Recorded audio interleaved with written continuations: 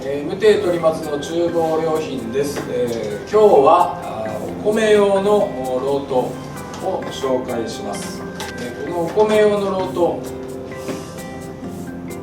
なんですけども、ペットボトルに注ぐために開発されました。ペットボトルになぜ入れたいかというと、お米をボトルに入れて、保存すると、冷蔵保存するということによって野菜と同じように、美味しく長持ちするという効果があります。それではやってみましょう。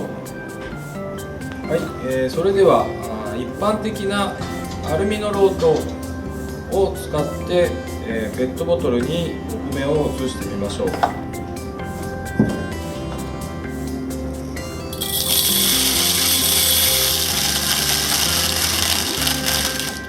このように途中で止まってしまいます。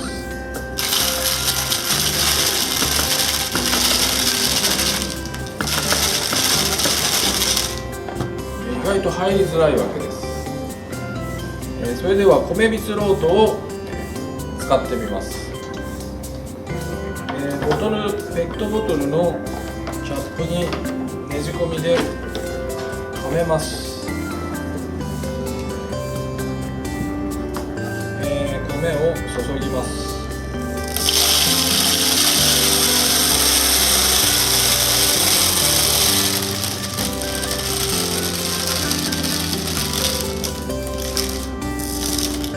このように止まることなく下まで落ちます。